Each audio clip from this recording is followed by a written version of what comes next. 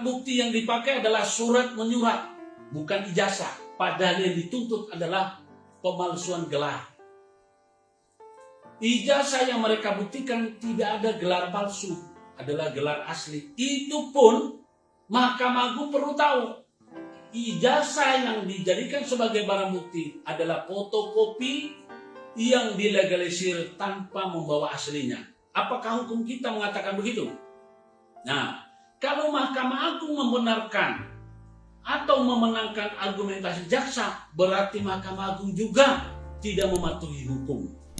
Kebetulan yang menjadi, kalau di Sidoarjo, SIPP Sidoarjo, yang menjadi majelis hakimnya ada wakil ketua Mahkamah Agung bidang yudisial, Bapak Ngandro Sangsang. Apa ini? Bapak siapa ini?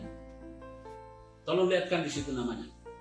Bapak Andi Ngandro, ya. Beliau yang kebetulan katanya menurut SIPP Sidoarjo beliau adalah ketua majelis hakim. Tapi menurut website kepaniteraan Mahkamah Agung beliau hanyalah hakim nomor 3. Berarti bukan hakim ketua majelis. Nah, karena ini saya akan persoalkan terus. Saya sudah copy mana yang benar, ya. Dan ini kuat dugaan sebetulnya ada terkandung kekilapan ataupun ada unsur permainan di dalam. Ingat Pak, saya ini cuma orang kecil. Saya bukan orang siapa-siapa. Kalau saya nyanyikan dengan gini, yang akan rusak adalah institusi Mahkamah Agung. Karena wakil ketua Mahkamah Agung. Siapa? Andi? Bukan. Andi Sangsang, apa ini? Ngandro, Sangsang Ngandro. Ya. Hakim Bukan. Yang hakim itu. Jadi oke. Saudara sekalian, sebangsa dan setanah air. Sekarang Undang-Undang ITE, locus delicti, tempat kejadiannya, lokasi kejadiannya ada di Pengadilan Negeri Sidoarjo. Perkara saya ini sudah disidangkan di Pengadilan Negeri Sidoarjo, ya. Sampai akhirnya, karena mereka paksakan terus, akhirnya apa? Dinyatakan Pengadilan Negeri Sidoarjo tidak berwenang.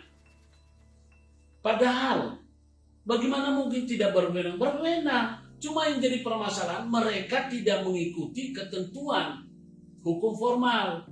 Di mana hukum formal itu mengatakan, ya kan, delik aduan adalah pelapornya harus korban langsung.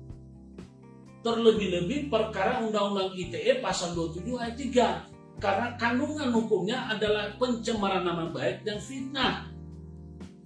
Kalau dibilang fitnah, sekali lagi terbukti 3 majelis hakim sudah dikenai sanksi. Dan yang satunya ketua majelis hakimnya sudah almarhum. Innalillahi wa inna ilaihi rajiun. Ya. Sedangkan yang lain, ya, mereka sudah terbukti, ya, dijatuhi sanksi oleh Komisi Yudisial. Kenapa perkara itu masih lanjut? Padahal tidak ada fitnah. Sekarang pelapornya adalah sekretaris pengadilan, bukan korban langsung, ketua pengadilan. Jadi ketua pengadilan telah mengajari masyarakat cara menerapkan hukum yang salah. KUH pidana tidak pernah ada yang saya dengar ada namanya pidana yang melaporkan adalah pakai surat tugas. Ini kekeliruan besar. Terbukti saya punya perkara pidana ini dilaporkan pakai surat tugas. Sedangkan ketua pengadilan yang bernama Wayan Karya, ya, tidak pernah di BAP. Inikah hukum yang mau diterapkan kepada kami? Saya akan terus menolak, kan nggak sesuai. Apa saya mau dipaksakan? Nggak mau saya dihukum dengan hukum yang asal-asalan. Kemudian saudara sekalian, dalam hukum pidana, kalau tadi saya sudah ceritakan pelapor, haruslah orang yang mengalami kerugian. Saksi adalah orang yang harus mengetahui dan melihat kejadian peristiwa itu. Tidak boleh ada saksi dengar-dengar, menurut keterangan si A, si B. Tidak boleh. Jadi tidak boleh ada istilah asumsi atau persepsi.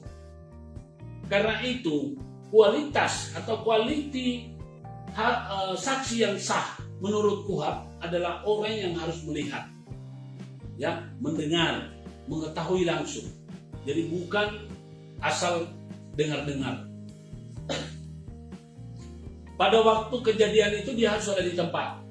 Itulah dibilang saksi yang sah menurut hukum. Lalu kemudian rangkaian penyelidikan. Itu penyidik harus melakukan penyelidikan yang sempurna. Memeriksa korban, memeriksa saksi, mengumpulkan barang bukti, bukan asal-asalan. Kemudian setelah itu barulah dia menentukan ini sebuah peristiwa pidana.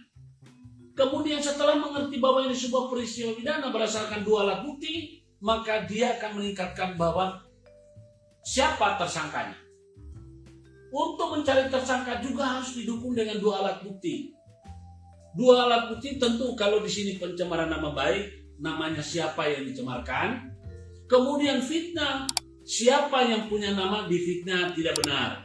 Nah, saya ingin mengatakan dalam kesempatan ini bahwa terhadap perkara kami tidak ada yang difitnah. Karena terbukti bahwa memang hakim itu sudah dikasih sanksi oleh Komisi Yudisial. Hakim Ketua Dr. Haji Andi Samsan Ngandro. Ya, mohon maaf, saya yakin bukan beliau, tapi nama yang tertera namanya di sana adalah Bapak Dr. Haji Andi Samsan Ngandro. Beliau adalah sekarang menjabat sebagai Wakil Ketua Mahkamah Agung Bidang Yudisial. Berdasarkan Pengadilan Negeri Sidoarjo ISPP, beliau adalah ketua majelis. Tapi berdasarkan dari kepanitraan, Bapak Dr. Andi Samsan Ngandro ini adalah hakim ketiga, hakim anggota. Nah, saya menyimpulkan karena beliau ini ada wakil ketua, itu berarti salah itu yang namanya salah input juga. Nah, kalau terjadi salah input, masa Mahkamah Agung harus salah input kepada masyarakat? Apalagi ini terkait masalah nasib orang, ya. Ini akan menimbulkan keributan nanti. Ya, saya akan terus bersuara. Mohon harus ada kepastian hukum, Pak.